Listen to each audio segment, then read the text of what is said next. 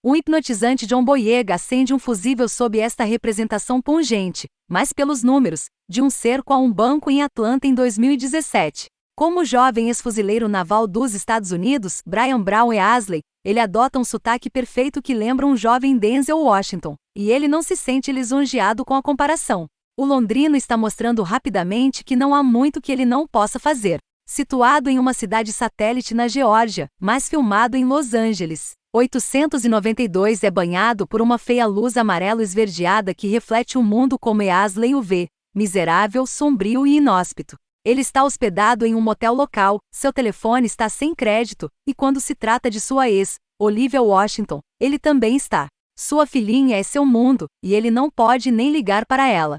O conciso e poderoso 892 de Damaris Corbin se encaixa perfeitamente no gênero de filme centrado em negociações de reféns, mas estende a familiaridade do passado com o objetivo de satisfazer mais do que as emoções do público. Baseado em um incidente real de 2017, o filme conta a história de Brian Brown Easley, John Boyega, um veterano da Marinha que sofre de PTSD, que entrou em um banco Wells Fargo em um subúrbio de Atlanta, e disse que detonaria uma bomba a menos que sua demanda foi atendida. Essa demanda pareceria quase comicamente pequena em uma versão fictícia dessa história. $892 em pagamentos por invalidez que o Departamento de Assuntos de Veteranos reteve de Easley, que ele precisava desesperadamente para pagar a dívida estudantil. Este é um homem que não procura ficar rico ou se vingar, mas recuperar um pouco de sua dignidade. Hoje em dia, há uma palavra para tais acrobacias. Alguns consideram protesto, outros terrorismo, e sua diversão com 892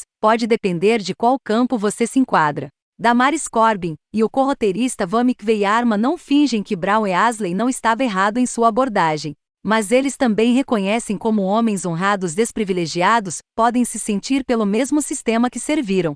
Por mais precipitadas e autodestrutivas que as ações de Brown Easley possam ter sido, 892 apresenta o incidente como um ato de respeito próprio, a facada desesperada de um ex-fuzileiro naval, ex-marido, exausto de 33 anos, velho para preservar algum resquício de dignidade. No filme, Brian é encarnado por John Boyega. Para muitos ainda é o ator de cara nova da fama de Star Wars e Attack the Block, embora ele tenha provado ser muito mais nos últimos anos.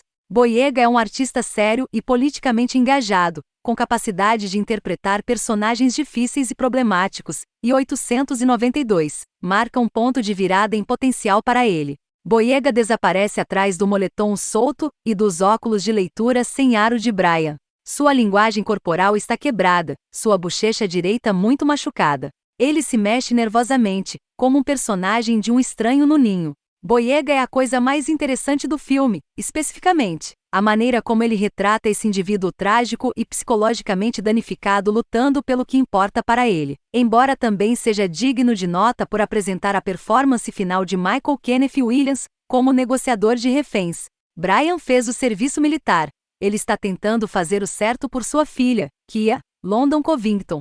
892 não detalha sua história de fundo. Na cena de abertura, nós o ouvimos falando com Kia ao telefone. Ela quer um cachorrinho. Ela não percebe que ele está nos últimos minutos de seu plano móvel pré-pago, que ele está morando em um quarto de hotel, mas efetivamente sem teto. A mente de Brian já está decidida, e embora ele hesite do lado de fora do Wells Fargo no dia em que sua vida mudar para sempre, a pausa é mais para efeito dramático do que qualquer tipo de dúvida. 892 leva seu tempo antes de acabar, com o drama amplificado de um impasse entre a polícia e os sequestradores, dando a Brian tempo para parecer uma pessoa e não um arquétipo.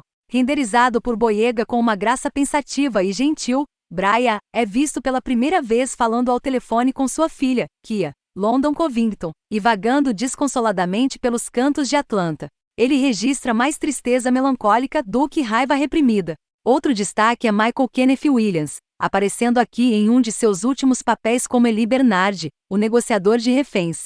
A maneira como Eli é apresentado é padrão para o gênero, destacando-se da polícia como um cético mais inteligente que a média, com uma preferência por resolver as coisas sem armas. Mas Williams traz sua própria textura memorável para o personagem, estabelecendo uma conexão ressonante com Brian imediatamente, em parte devido a um passado marinho compartilhado, mas também ao alcance sincero de Eli e ao desejo claramente aparente de tirar Brian e os reféns vivos antes que a SWAT entre. Embora eles não exagerem na extensão da simpatia de Estelle e Rosa pela situação de Brian, cara legal ou não, eles ainda estão aterrorizados. Corbin e o corroteirista Van McVeigh-Arma claramente pretendem fazer 892 mais do que a resolução de A Crise dos Reféns. O VA é retratado como uma burocracia sem saída mais preocupada em pagar uma faculdade com fins lucrativos do que ajudar um veterano da guerra do Iraque que está a apenas alguns dólares de falta de moradia e sem dinheiro para comer. Quanto à representação do filme sobre a aplicação da lei, as falanges fervilhantes de policiais militarizados, muitos dos quais parecem ser veteranos que, como Eli e ao contrário de Brian, encontraram uma maneira de se reorientar para a vida civil, parece mais que estão se reunindo para uma invasão, do que tentar salvar a vida de alguém. Da mesma forma, enquanto o tempo do plano mal pensado de Brian se esgota, parte do que ele diz parece desconectado da realidade, menos real do que digno de um filme. Mas outros, como sua crença declarada de que ser negro significa que ele tem poucas chances de sair vivo de sua situação, parecem totalmente corroborados pelos poderes institucionais esmagadores contra ele. Nada disso explica por que o Brown Easley da vida real entrou em um banco Wells Fargo nas proximidades, alegando ter uma bomba em sua bolsa esportiva. A razão para isso, e o significado do número no título, pinta uma história deprimentemente familiar de um veterano decepcionado pelo condado que ele serviu com distinção e levado ao desespero. Como resultado, quando Brian entra pela primeira vez no banco e anuncia que tem uma bomba, nosso desconforto deriva mais da preocupação de que ele não sairá vivo do que de tentar matar alguém. Ele é respeitoso e educado com os funcionários do banco que mantém como reféns Estelle Nicole Berrari e Rosa, Selenis Leiva, em vez de ameaçar, reservando sua raiva para o VA e a incapacidade da polícia constantemente se aglomerando do lado de fora para fazer qualquer coisa para ajudar ele.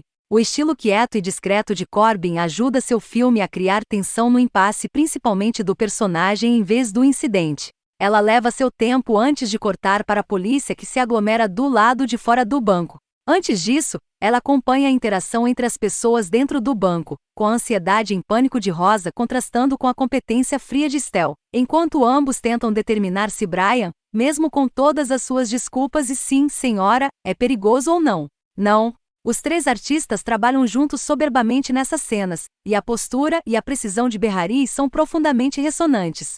Boyega comunica de forma impressionante a decência de Brian, mesmo quando o personagem passa da raiva baseada na realidade da burocracia desumanizadora, para as ilusões paranoicas que ele desabafa com Lisa, Connie Britton, a produtora de notícias de TV que ele chama do banco para ganhar atenção. O diretor A.B. Damaris Corbin, que coescreveu com o dramaturgo britânico Van McVeigh-Arma, mantém o ritmo rápido para capturar o impulso de uma situação que ninguém está realmente no comando. Ela sabe onde está o verdadeiro drama, usando os sons lentos para dar espaço a Boyega para mapear o estado de espírito flutuante de um homem desesperado, mas talvez perca um truque ao alternar entre tantos pontos de vista. Cada corte de Brown Easley para mostrar uma equipe de atiradores empacotando e desembalando seus equipamentos, ou frenesi da mídia do lado de fora, dilui a tensão. Queremos ouvir o que Brian tem a dizer. Na maioria dos casos, pode ser errado dar aos criminosos uma plataforma para reclamar, mas aqui é praticamente o ponto.